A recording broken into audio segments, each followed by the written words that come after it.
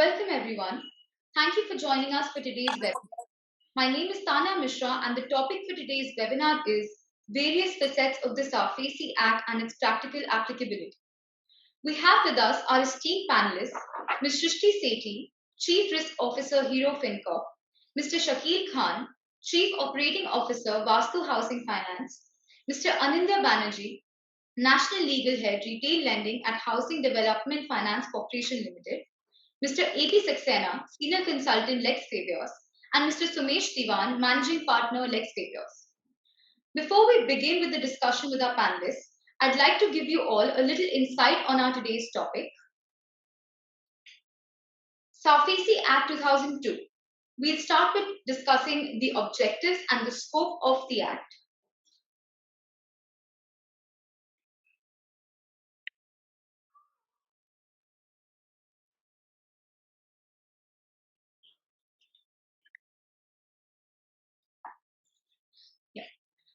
So we begin with the objective.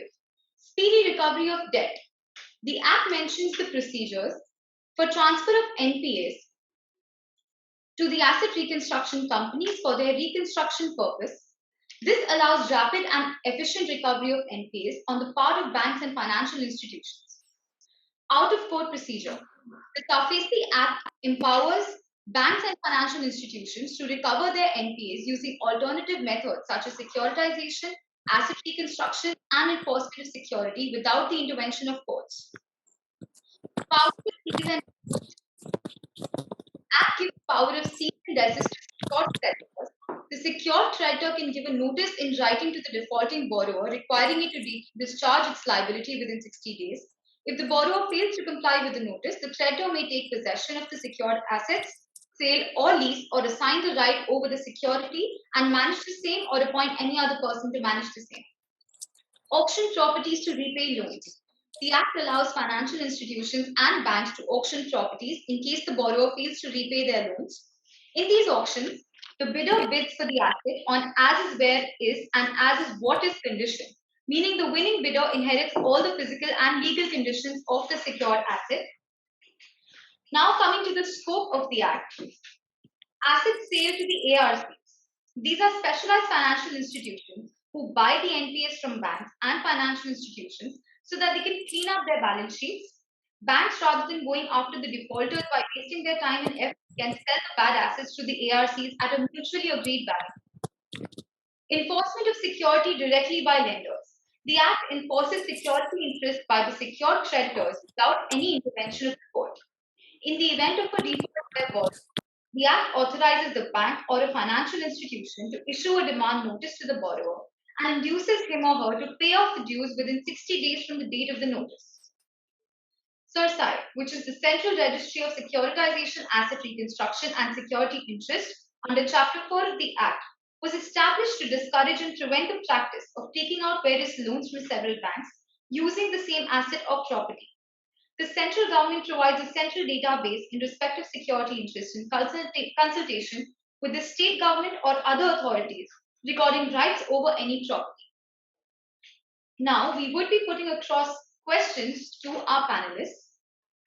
The first question that we'll start with is the legal means of recovery under the said Act. And I would like Mr. Sumesh Diwan to give his views on the said topic. Hi, everyone. My name is Sumesh Diwan. So to begin with, as Tanya, set the floor rolling with about overview of the Sarfaesi Regulation.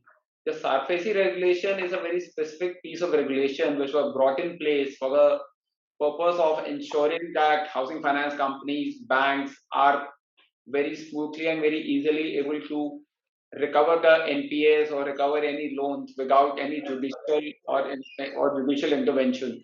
So therefore, Section 13 of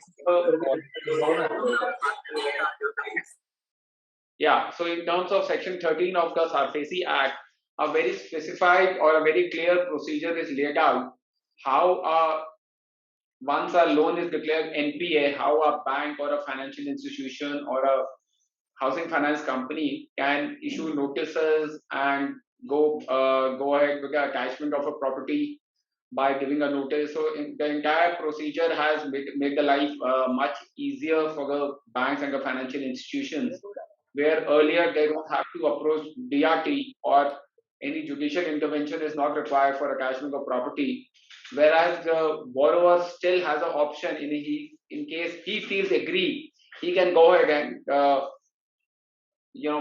seek judicial intervention or file an application for seeking stay on such proceedings. So that is in nutshell. I would request Mr. Banerjee to give his opinion on this subject.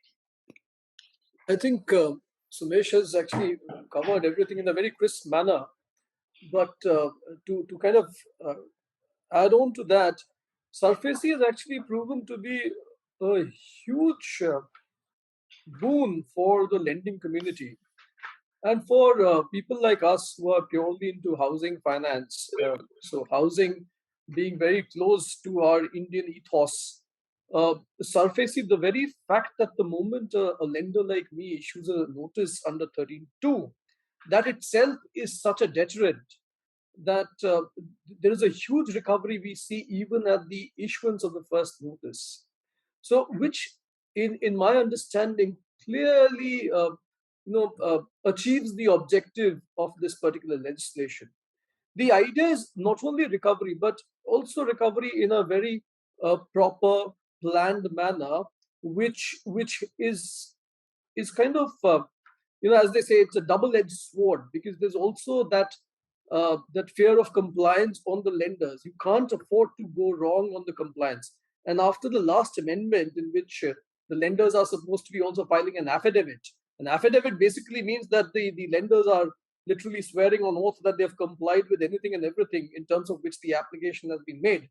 So Sarfaesi that way has really proven to be a huge boon to ease recovery of bad loans, which has always been a sore point for the lending community as such in the past. We had had multiple legislations. It's not that legislation was not there, but the effectiveness of the legislation was always something which was a slight concern. With Sarfaesi, what has happened? I think we've really achieved that significantly, and we are doing pretty well as a nation, which also reflects in that ease of doing business indicator. That typically would reflect that yes, this country is very serious in issues pertaining to lenders and lenders' rights. So that's a huge positive and a message to the world community. Thank you.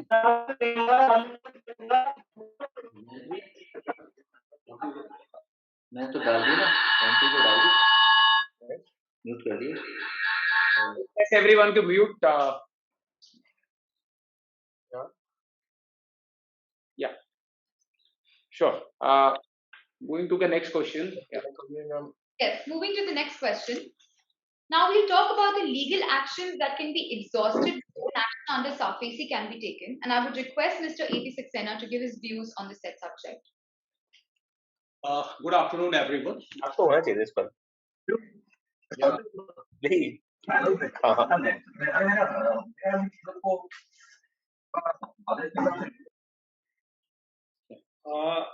Good afternoon. The question is, what are the legal actions that is to be exhausted before we initiate the Sarfaesi action? So the basic purpose of Sarfaesi, even the Sarfaesi was enacted. The objective behind enactment was that there were various laws were available, in the so all the provisions regarding recovery and the insurance security enforcement. So legal laws, they have been brought and assimilated in the Sarfaesi Act. So, and the powers, rights have been given to the secured creditors. So secured creditors have been given powers under the Sarfaesi Act, and before they initiate the Sarfaesi actions and ensure the security. So the question is regarding what are the legal actions. So that goes with the with the loan agreement, because when you are entering into a transactions, any kind of transactions with a customer, you are first is the legal act. your legal agreement should be very clear how you are going to enforce the recovery. Regulation says you have to monitor the recovery, you have to monitor the overdues, RBI says, on a day-to-day basis. So, and take the action accordingly. When the loan become SMA1, SMA2, SMA3, and then NPA, you have various stages when that reaches to the SMA. So all those transparency should be there on the books when you initiate the Sarfaesi action. I am not saying that you have to go to the civil suit first and consumer forum and then go to, because to avoid all those legal entanglements, Sarfaesi was brought in and given powers to the secured creditors. So I don't think there are any series of actions which is to be taken, but you should ensure that the legal provisions or the recovery policy should have those provisions to initiate the Sarfaesi action. Before that, the steps to be taken under your recovery policy that says that you have to give the notice, then you have to ask for the queries, and that kind of series of procedure should be followed before you, and you should be transparent in your action. So that's the thing before you initiate the Sarfaesi action. Now I would request Mr. Banerjee to give his view on the said subject. So I think Saxena Saab has really covered everything. I just wanted to talk of one particular amendment which came in after Sarsai was formed. I was actually closely working with NHB earlier when we were setting up Sarsai, and when Sarsai kind of got very robust, there were certain amendments which were brought into the Sarfaesi Act.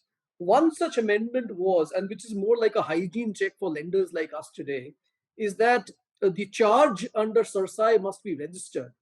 Because effectively what has happened is that unless that registration has happened, the entire process of 13 is no longer available. So more like a hygiene check or a compliance, apart from what all sir has already narrated.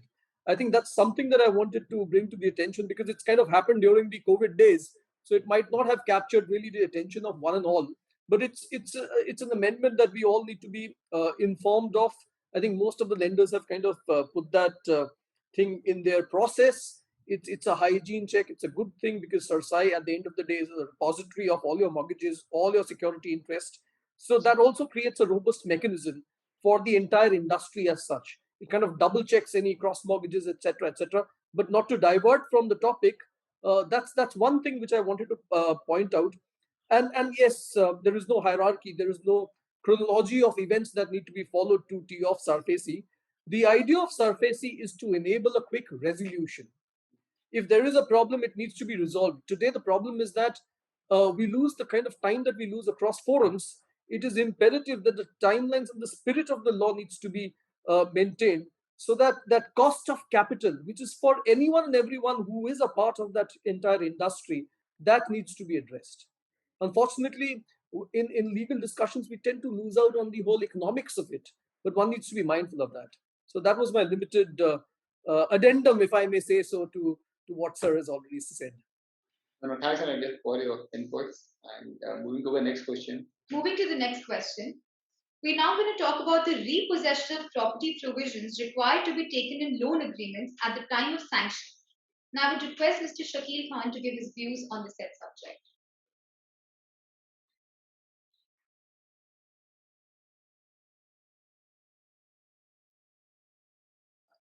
Shakil, I think you are on mute. So sorry. So you talked about, what are the provisions that we require in the agreement.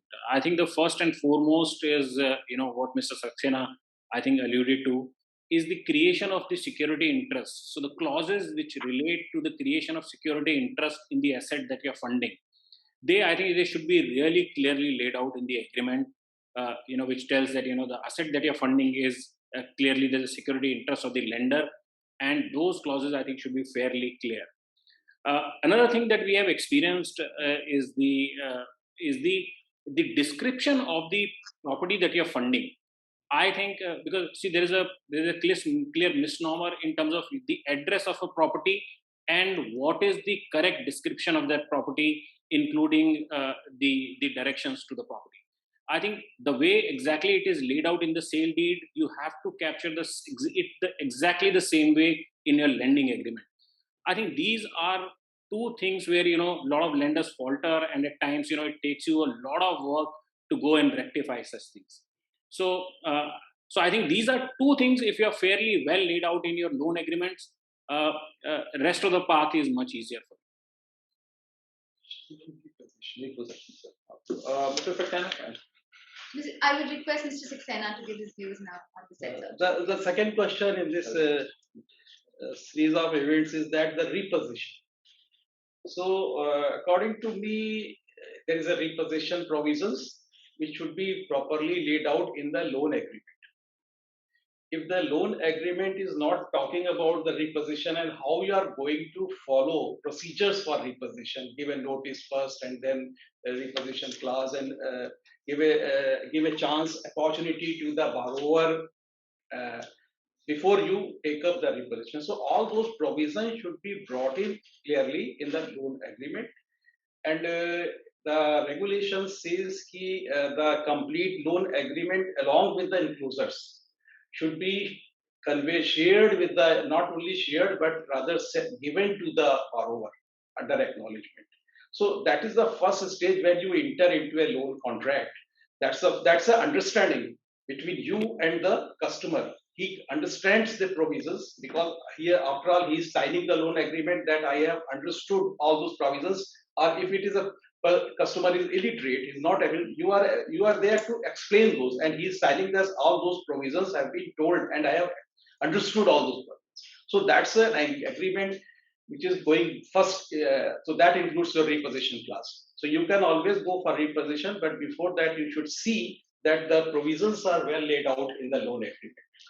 In fact, hi, this is Sumesh. I'd like to add here, more from a practical aspect. We've seen, as Mr. In certain cases where especially in, certain consumers where they've taken the alibi that, we are illiterate and we were not well read.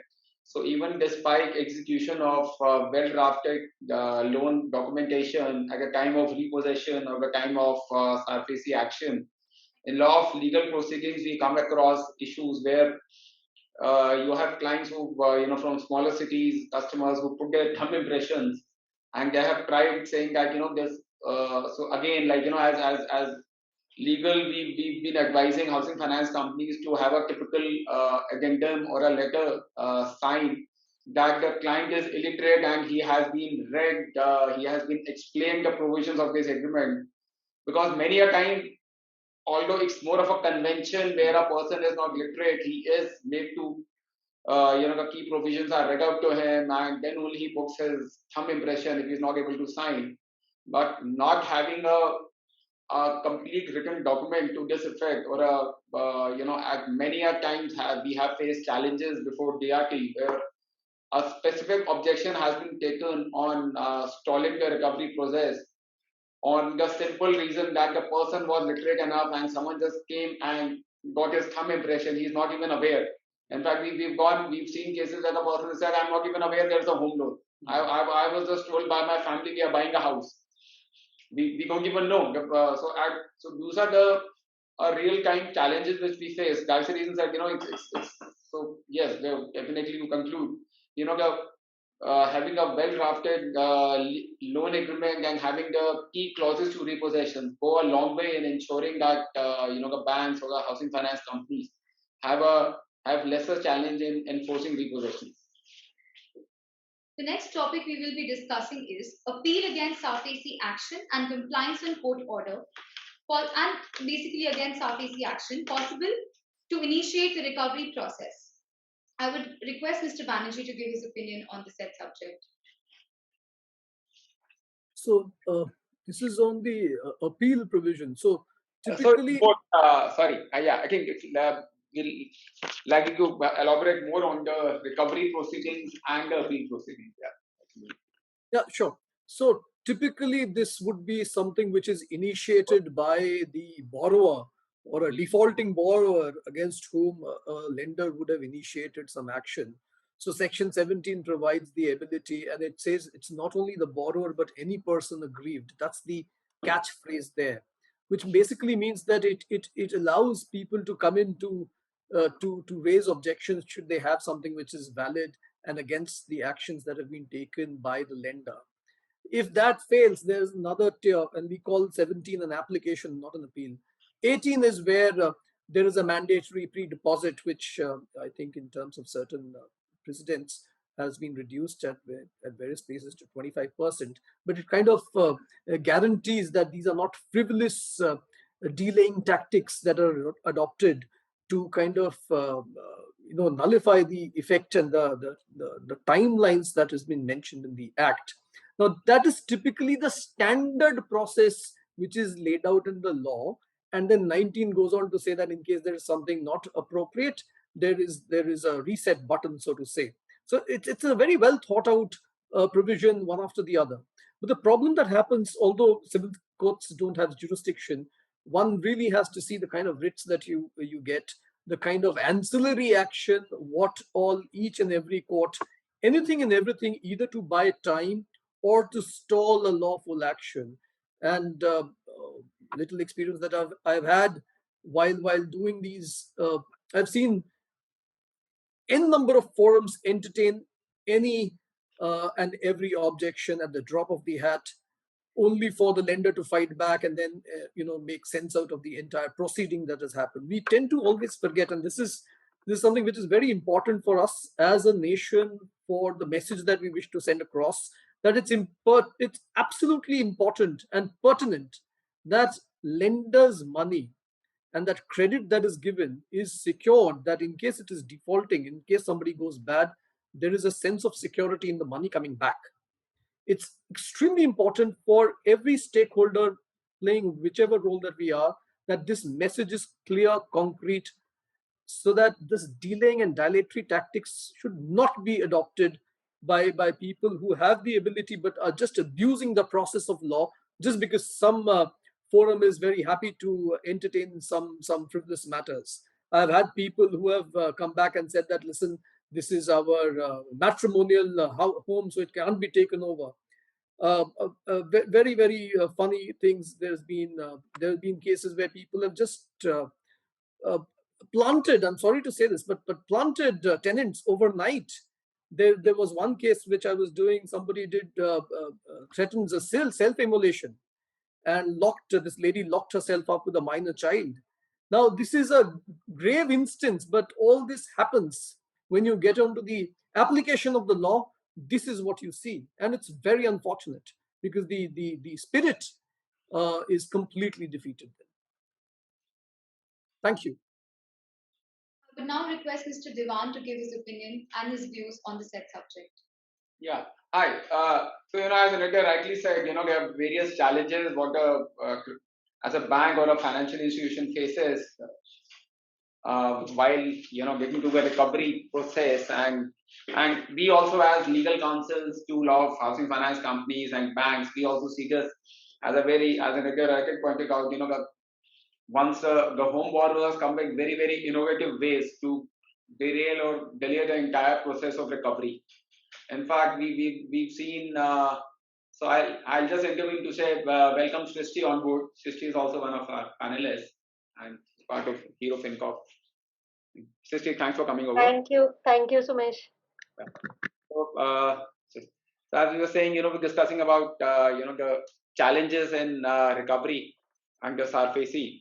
So typically, the home buyers take every possible opportunity to, although we have a well-defined procedure under Sarfaesi regulations, to derail the process. In fact, in many cases, we've seen innovative ways where once a loan has been declared NPA, and the home borrower would file an objection before the regulator, before the DRT, and try to repay the money, and then again stop paying the money. So in fact, we had an instance where we had to. So each time a receiver was appointed, the person would pay one installment and again stop the payment. So again, as I said, the regulations pretty well defined, but the judicial process still needs a more overhauling, and I think the judicial process needs to be more sensitive to the needs of the housing finance, where there are more than sometimes they are more, obviously, in the interest of consumers or a time at the pleas of consumers, they are more than willing to stall the recovery process, which faces a major challenge for the housing finance companies. I request Ms. Srishti to please share with us her views on this topic as well. So if we're talking about the challenges housing finance companies face on the recovery proceedings or any process. Yeah. So just adding on to what Sumesh said is that, one of the things is also staffing, right?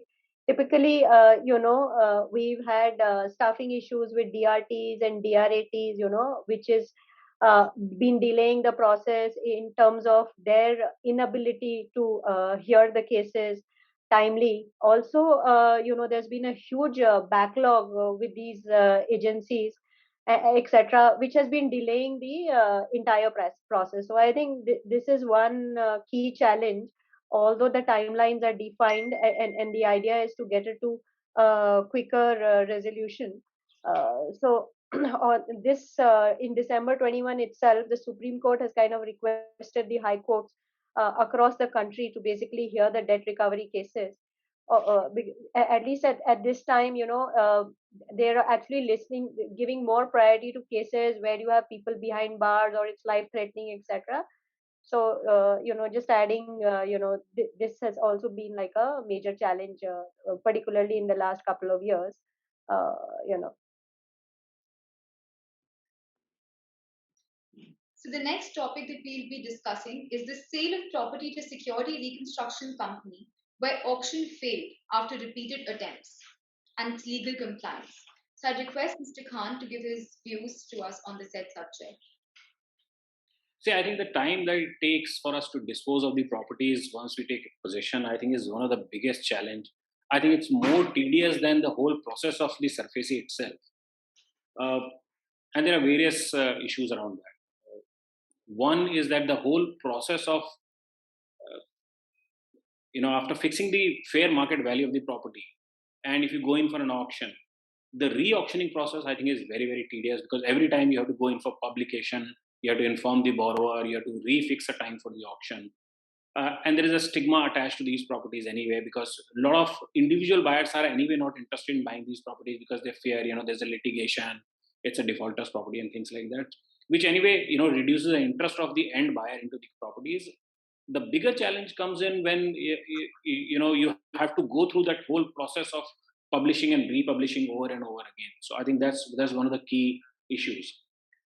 Despite that, most of the HFCs, I think, they don't want to hurry up in the entire process of sale, because there is always a sword hanging that, if you sell it too early, then you may get questioned that you did not actually sell it at a fair market value. So while the time itself, there is no urgency for anybody, or there is no really holding time to hold on to these properties, but people are very, very careful in selling of these properties because they don't want to get hauled up at a later stage by either the borrower or by courts or a third party into that the property has been sold cheap. So I think that's one of the key reasons why people take time, relook at things, go over and over, and decide when to sell these properties. I request Mr. Banerjee for his views on this topic as well, please. I think much to add. I think what Shakila has really covered, really. Or like the challenges you as as part of a institution face in terms of non-compliance. Practical issues. These are more practical issues. This is what happens at the ground level. This is not really very institutionally driven. Yeah. These could be at times strategies where somebody might just put in something at the property, at the premises. Undoubtedly, I completely endorse what Shakila has just said, that it is the larger issue. It's possibly easier to take over the asset, but to get rid of it is a tremendous issue. The way we understand security interest in Sarfaesi is very wide, is very encompassing. So even a lien to that extent can be enforced. But the fact is that the moment you go and you wish to, actually go to enforce something of that, it is pretty tricky. For example, under construction flats would typically be lien marked to lenders such as I. Now, to actually go ahead and do the compliance of the rules, it is next to impossible. But in theory, I could do it. In theory, there was no stopping me. But I really can't do it. Places where the government has some dues. I am fighting a writ in one particular state because the government has suddenly said that there's a shareholder claim which it wants to fasten onto the asset, although I'm sitting in possession of the property. In another matter, which is under the guidance of the Supreme Court itself, I am again in possession of the property, but the enterprise that is looking under the guidance of the Supreme Court does not wish to recognize that the entire economic interest is transferred to me. So these hassles are quite a few, and each case has its own vagary. That is something which is more practical at the practical level of the problem rather than the legislature itself. I would want to just point out one thing which I thought was a very pleasant amendment, pleasant judicial intervention. I think earlier this week, Gujarat came out with an order that all the Section 14, wherever application is pending in excess of 60 days, he is asked that please take stock and would want to, take stern steps so that Section 14 orders are not kept pending. And I thought that was a huge positive. And that is the kind of support that needs to be shown by the judiciary while such matters are being taken up. I think that is the support that we need. I don't think practical problems will ever be resolved because they are always different. Each case has a different vagary, different flavor to it. We'll always see those things coming in. But the judicial support is very, very critical, that one can see through things. I remember another case I was enforcing a particular mortgage. The first point that the borrower said was, listen, the superstructure that you're wanting to do is a problem in the plan. Thankfully, the court they could really understand the matter. And the court was very clear to say that, do you want the asset to be taken over so that whatever is excess you can get, or do you want me to get it demolished right now? Because if you're saying in your own admission that the plan is not really in place. So that was a fantastic thing, and the kind of support what all lenders expect if there is that kind of support. So that's that. Thank you.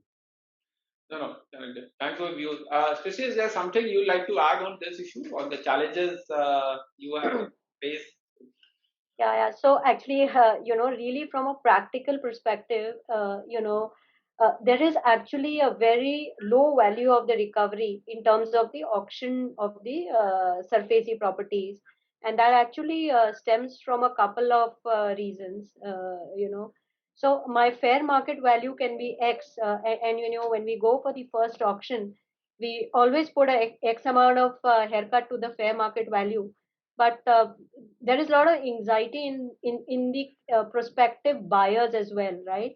Because they always think they can be entangled in some when you're buying a real estate, you're buying a property, you're most of the people, at least for HFCs and residential this thing, they are putting their entire savings, they're putting their entire life earnings, and they want to make sure that there are no objections, etc., that kind of comes up later. So from a practical perspective, what I see is, I don't think we've ever been able to sell the property in the first auction, right?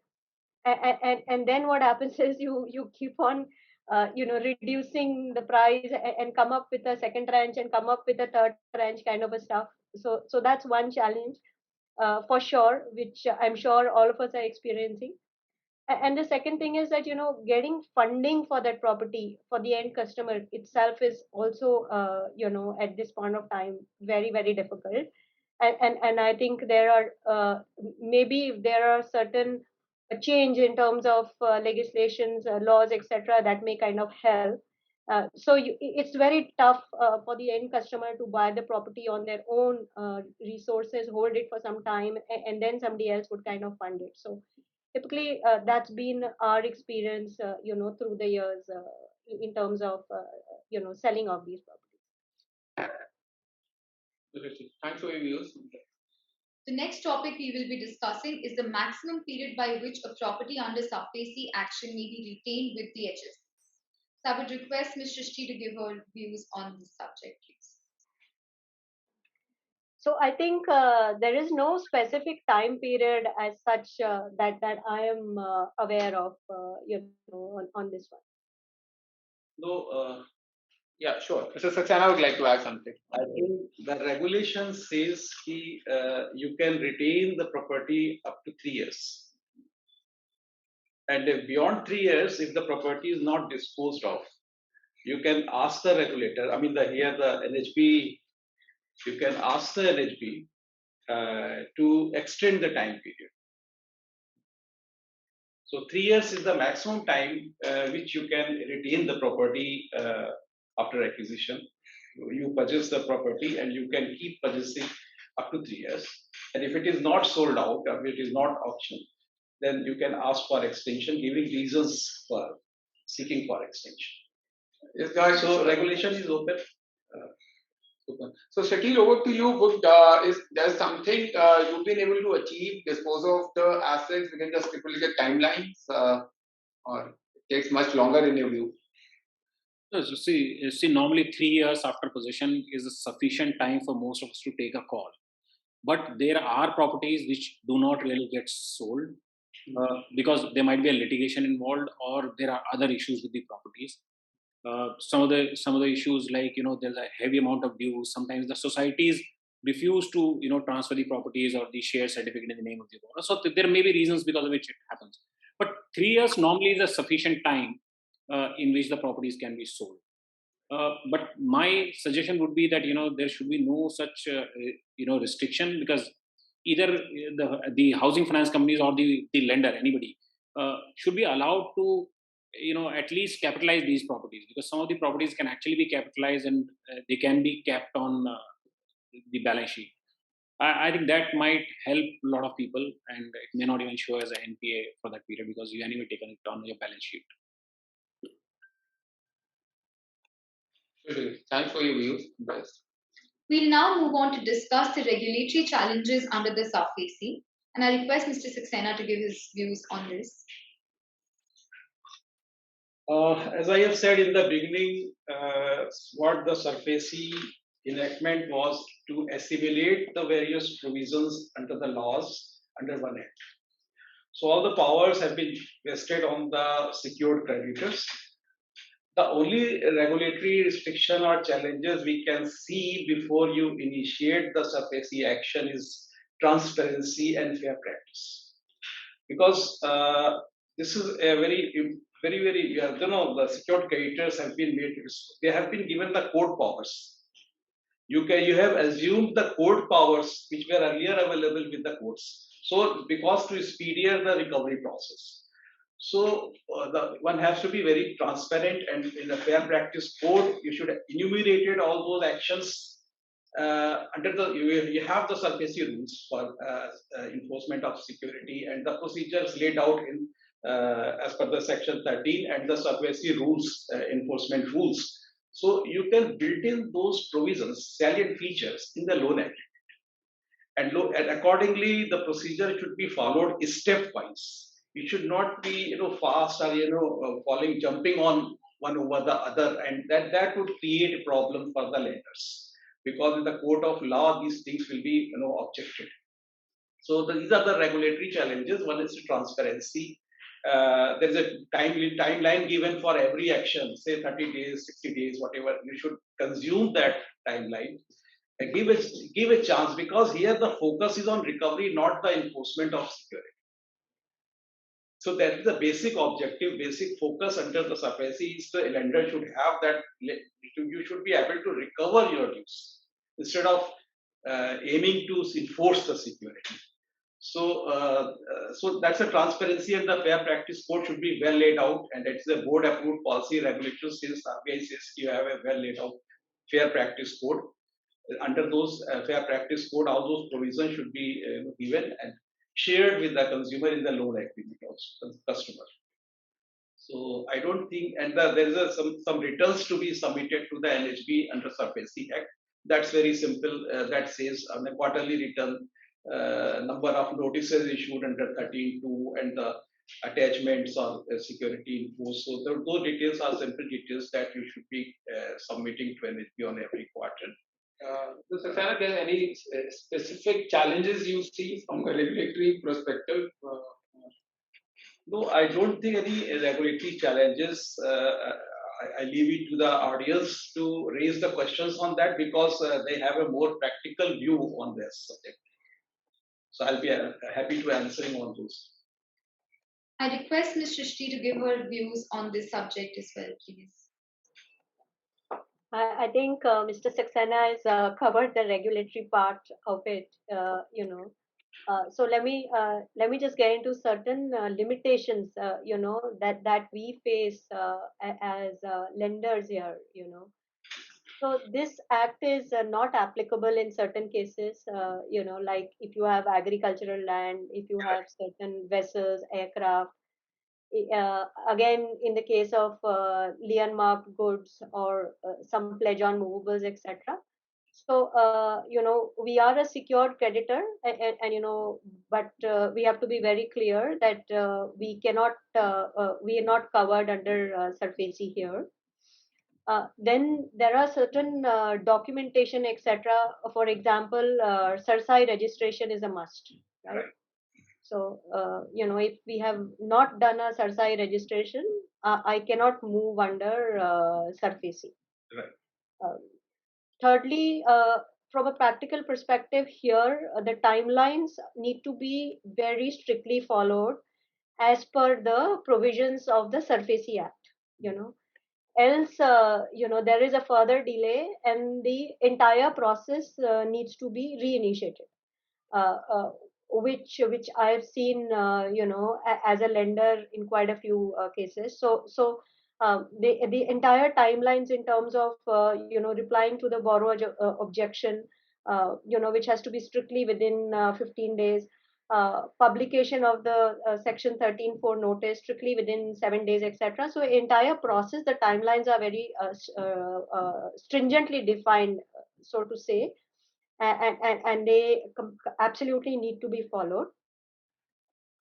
Some other challenges that we see is that civil courts take over the cases of the borrowers. So in my experience, I've had a couple of cases where the civil courts, though they are barred from taking over these kind of objections, but they take over the case of the borrower.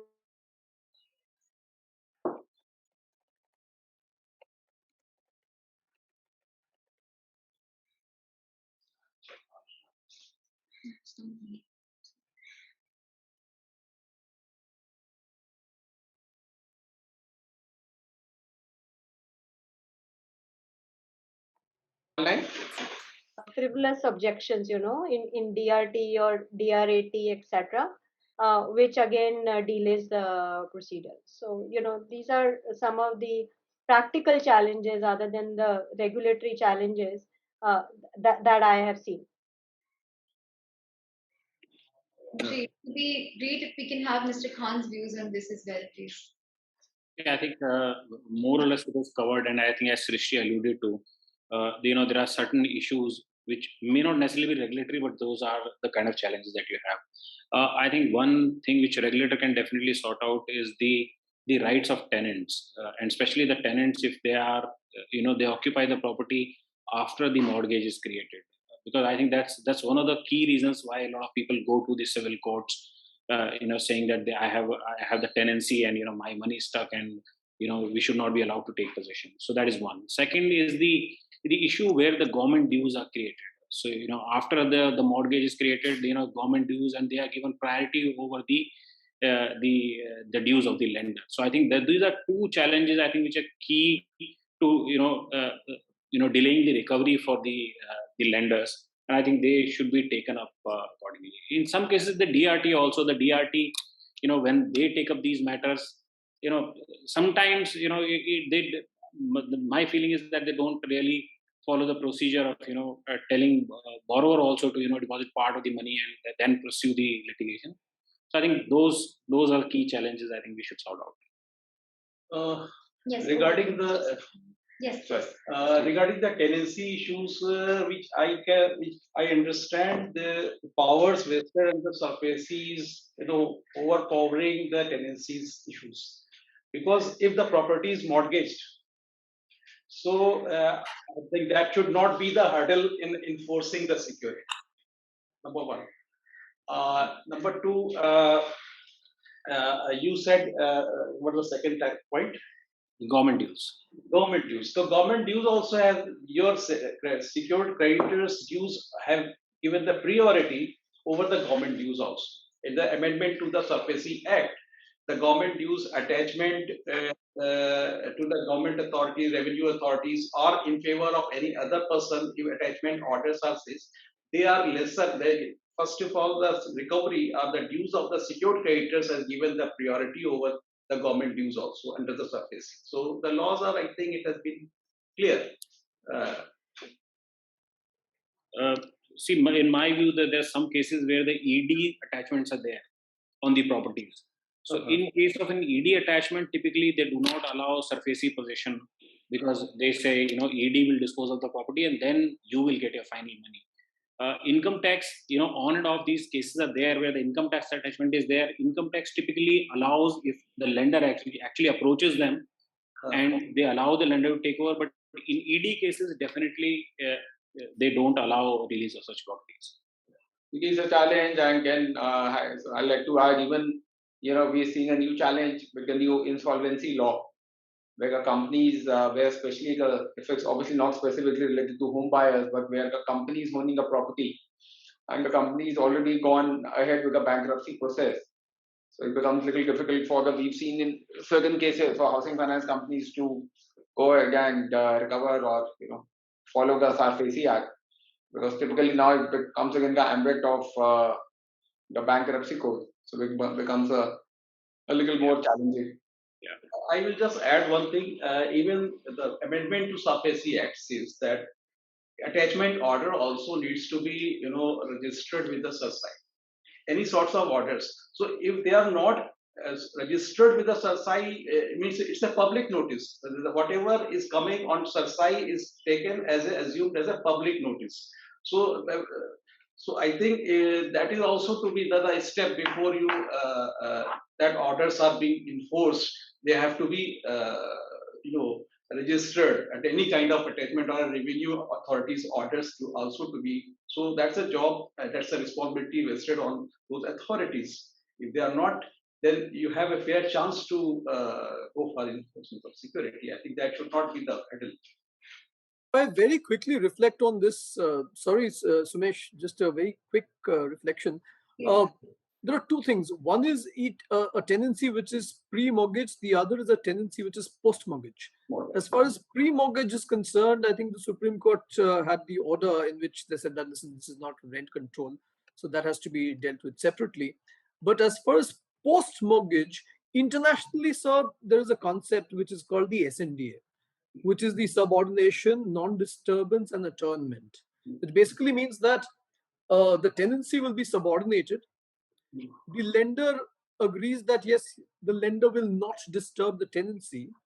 And should there be a disturbance on account of a non-payment or something like that, there's an attornment of the tenancy in favor of the incoming buyer.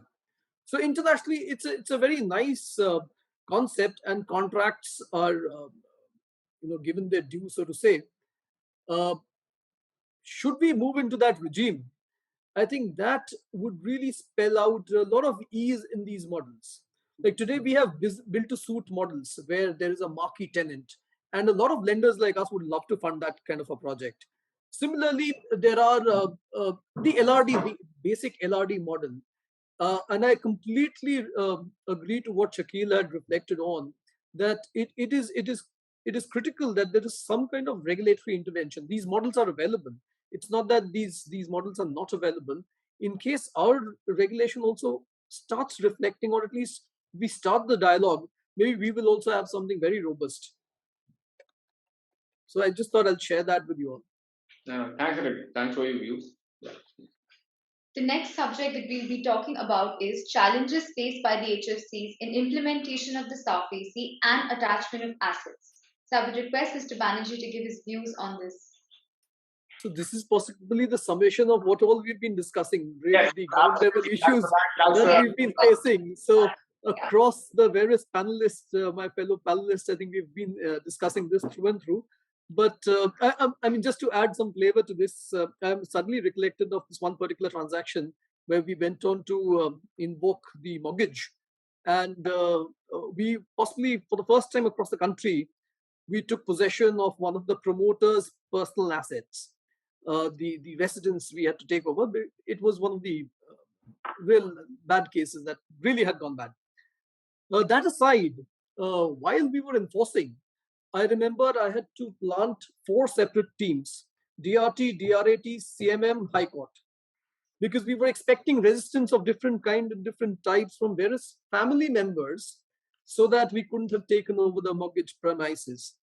And I remember I was there at the DRT, and to the officer, I had taken certain photos and I had to show them on my handheld device. And finally, we got the permission to take over the property. Otherwise, it was a harrowing experience. So uh, ground level activity is something entirely different. The letter and spirit of law is absolutely in place. Generally, lenders would love to follow and tee the line, because as our regulators would actually watch upon and watch over that we are in compliance of the provisions of the law, and we really can't do much. But what you see at the ground level is something entirely different. It's always a very different story, and the stakes are always high in such cases. Right. So that's that. Yeah. I request Ms. Shrishti to give her views on the subject as well, please. So more in terms of challenges, in terms of you as a company you face in terms of implementation and recoveries.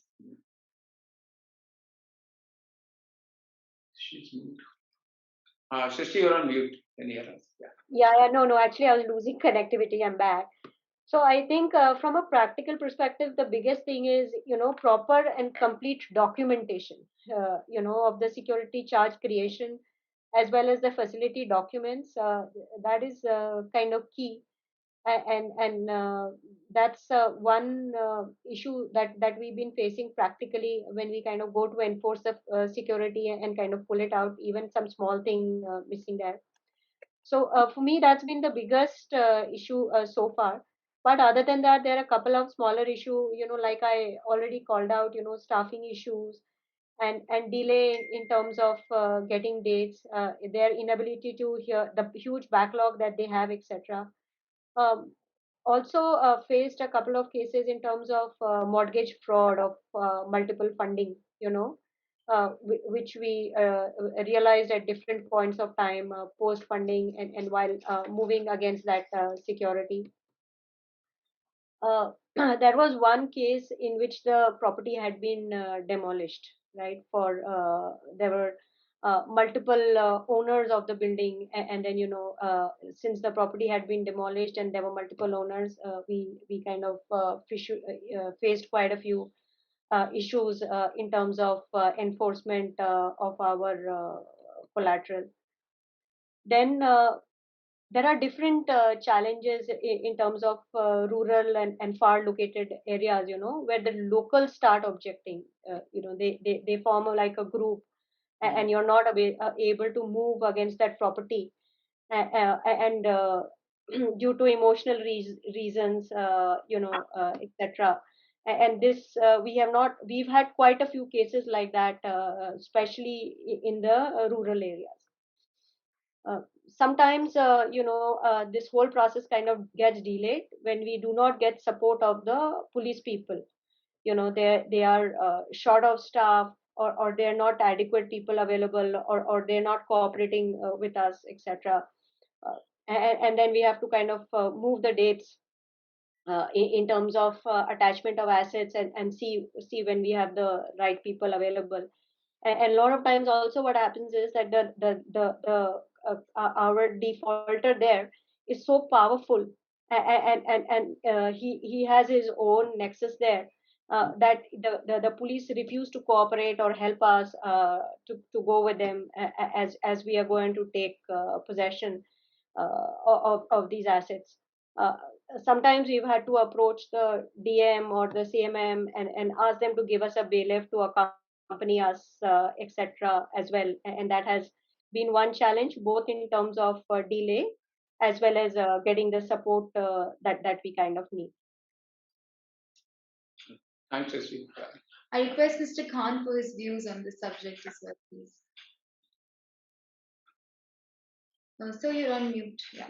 What Srishya said, I'll just put an extension to it. Once you even possess these kind of properties, then I think the security after possession is a big challenge, because putting security on these far-flung areas where you're taken over the property and there's a local group or a customer who's more powerful, they break lock, they get into the property again, and things of that sort. So then you're on your own, because see, the law doesn't really give you anything, because then you have to go again, start a process which is completely different from your normal recovery proceedings. I think that's one key challenge.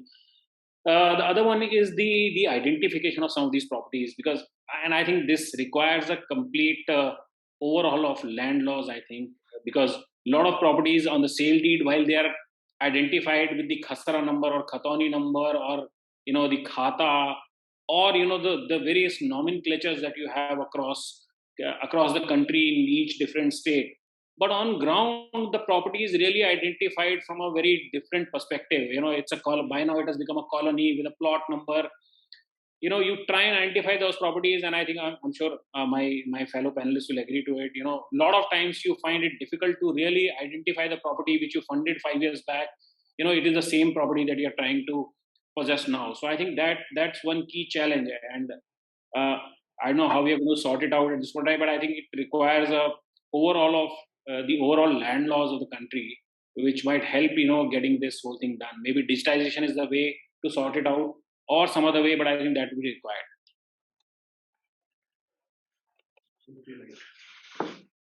Thanks. Thank you, sir. Now, I would like to request our viewers that if they have any questions to ask our panelists, please feel free to unmute yourself and ask the question.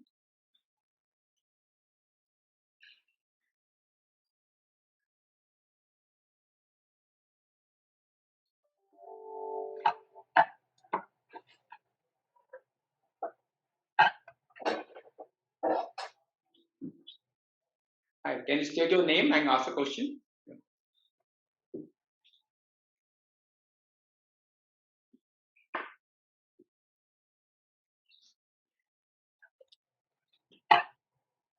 Hi, my name is Jitendra. I would like to ask Mr. Saxena about the regulation for keeping possessed property for 3 years. So normally when we file return to NHB, we disclose the tenure of the property for which it is in our possession, but it is mandatory. So what will happen? So as per the existing regulation, what will happen for a property which is in possession of a HFC for more than 3 years? They can't sell it, or they have to just notify. So my understanding is we need to just notify to the regulator that it has been in our possession since last 3 years.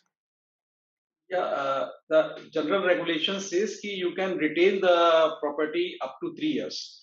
But if you are not able to depurchase the property, auction or sell the property by any reasons, so you can seek the extension for the period of a year or so.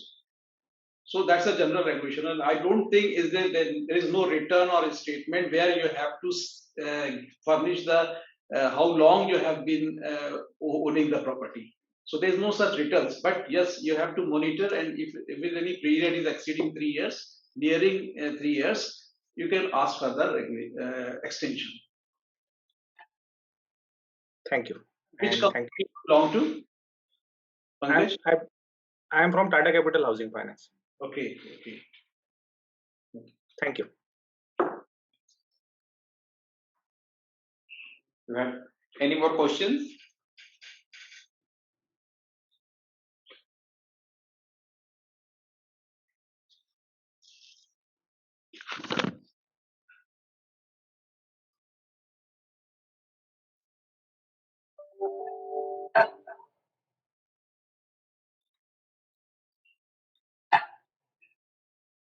We have someone.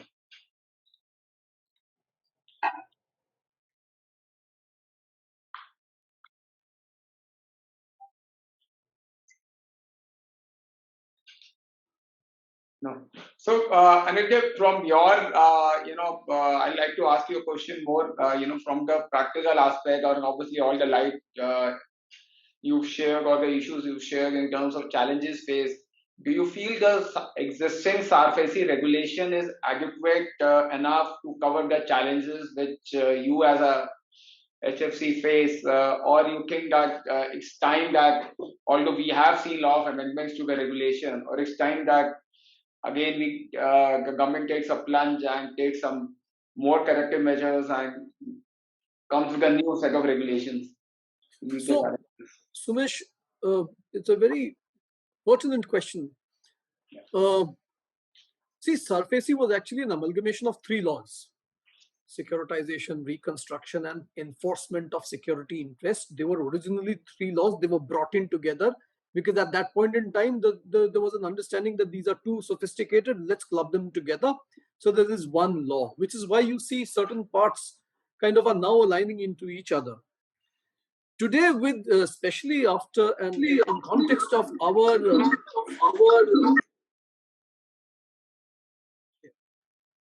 should I continue? Yeah, please. Yeah. In context of our industry, where you have a RERA and you also have IBC general, now I feel there's a genuine need to bring all these laws, segregate the applicability of each, understand the hierarchy, give a clear message, let it not be open for interpretation. Today, in my view, my personal view, this is not my organization, but I personally, where I wear a lawyer's hat, I think there's just too much ambiguity. There is somebody who is saying that as far as RERA is concerned, lender, once you have taken possession, you are applicable under RERA. The act is silent. It does not talk of lenders, but you have judgments coming into that effect. You have an interplay between IBC and Sarfaesi, although IBC guarantees me that I can ring fence my enforceable quantum, so to say. Right? I think it is high time, and these are all sophisticated laws. These are all laws which we have adopted from developed nations. These are laws where countries where contracts are really respected at a different level altogether. The moment you transpose these concepts into a developing nation where there is a lot of pressure on our basic core infrastructure, the population is huge, there are these issues which come in. In my view, there is an immediate need for all these laws to be reviewed, understand the interplay, and draw out definitive boundaries so that as a lender, when I'm going, I should know that IBC is not for recovery. It is for, resolution. It is not meant for recovery at all. But today, as many cases as you and I, you would have seen more than I would have. But the fact is that invariably the intent is somewhere, the spirit is somewhere entirely different. I think it is absolutely important that we clearly identify which law operates where. There should not be duplicity, and that clear intent is extremely important, so that each lender knows for certain that how do you recover your money. That I think is the real spirit I think we as a country need to look at, which would include all aspects: your judiciary, your legislature, your executive. All have to really, impress upon this one point, that this clarity is established at all forums. You should not be allowed to get away with defaulters. The laws are there; they're very concrete, very comprehensive laws, and we've had laws for ages and ages. But this situation is such that now you have a lot of interplay that must be delinked and identified very clearly. Thank you. Thank you so much. I would like to now call on for some closing remarks by our esteemed panelists. So, Mr. Saxena, if you could give your closing remarks for this webinar. Yeah, what Anindya in the last has concluded this session, I think it's a good, first of all, understanding about the laws basic. Whosoever is the legal person or the credit person in the organization at the top level, that understanding should be very clear what laws are for that. So, because that way we can proceed. And regulations are not inhibiting any legal procedures. Regulations are only protecting the procedures and the fair practice and transparency. What is, because you are entering into a contract, as I said in the beginning, and you should be transparent in all your procedures. It should be well laid out. So that thing should be, at the very start of this, and monitoring of the, creditors, monitoring of the borrowers' history, and sharing of information with the credit bureaus and the IUs, information utilities is also have come in play, and it's a separate regulations. So furnishing of information to IUs. So all this information, and the Sarfaesi is being a hallmark of the recovery now. Because earlier the institution used to make various public notices at various places, but now it is a common place, a common repository of all security interests, modifications, satisfaction of charges, etc. If that system is also, I see, in a building process, it's not a final shape. Sarfaesi is also facing with a lot of problems in the organizational problems and the so that will, but the basic, the road has been laid out. But how you want to travel on that road, how to take a journey, that's your choice and understanding. So basic subject should be well understood, and the modifications required in your policies also should be brought in. So if you have because that gives you the instructions, because at the ground level the people don't know much about it. So they will only enforce the policy formulations and the implementation. So that's an internal organizational structure needs to be twisted so that these things should, properly set in the organization, and the culture of the organization is very important. That should also be, so it's a top level reshuffling, a top level changes which can be brought in, and the system can be made to work. I request Mr. Khan for his closing remarks to this webinar. So I think it's well summarized by everybody. As a law, I think Sarfaesi is a very, very good law. It has eased life for the lenders to quite an extent, because I've been in this business for last 23 years. I think since Sarfaesi came in, it has eased things quite a bit. And as I think Anindya alluded to, there are paraphernalia around it which needs to be linked. There are things, as we talked about it, the land laws, there are certain clarification relying regarding tenancy, government dues. I think if all that is clarified, I think it will strengthen it further. I think it can help us, increase the penetration of the mortgages overall in India. And I think that would be my request and take on this entire thing. I request Mr. Banerjee for his closing remarks to our webinar, please.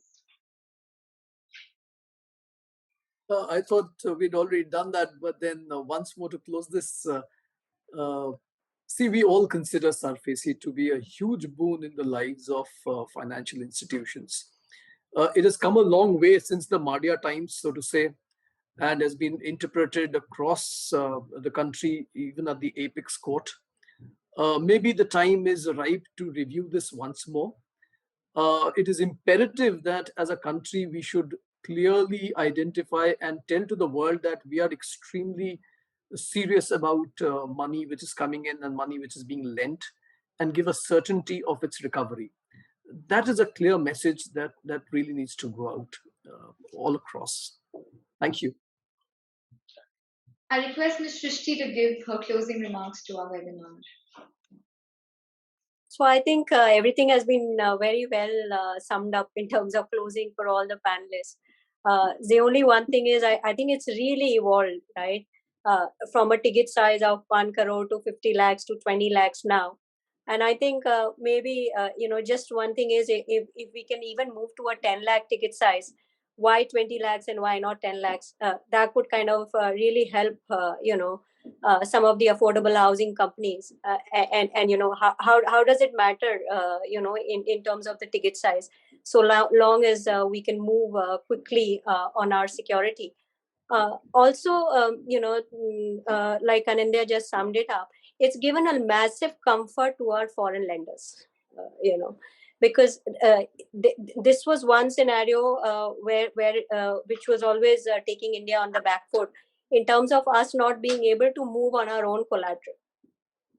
So that's all I had to add, and if Mr. Saxena can take it forward and even lower the ticket size further, that would help. Okay. Thank you. Thank you, ma'am. I request Mr. Diwan to give his closing remarks to our webinar. So, thanks everyone. I think a lot has been said about the regulations, and but I'll just like to add to it that from a legal perspective, we have the Sarfaesi as a law doesn't require much of amendment, or because it's a law which has been made great progress for most of our housing finance companies and most of our banks, and has eased recoveries. But definitely, in terms of lesser judicial intervention would be very helpful, because all we know that typically once we go to the DRT or get into the process of judicial intervention or objections are filed, the delays or the timelines, how from a few months to few years it goes on, and the recovery process gets derailed. So therefore, I think my only view would be that one would be having lesser judicial intervention, and two, a little more synergy between the IBC and the Sarfaesi law. I think these are two steps which will go a long way in easing some of the problems, if not all, which we all face in the recovery process. Thank you, sir. I would really like to thank all our esteemed panelists, Mr. Shri Sethi, Mr. Shakil Khan, Mr. Anindya Banerjee, Mr. A.P. Saxena, and Mr. Sumesh Diwan for enlightening all of us with your knowledge. Today's webinar was full of knowledge and interesting topics. It gave deep insights into the topic and revealed some really interesting facts about the practical applicability of the Sarfaesi provisions. It is such an honor for me to get the opportunity to thank you all for your presence and contribution to make this webinar a great success. Thank you so much. Right. Thanks everyone. Thank you. Thank you. Thank you.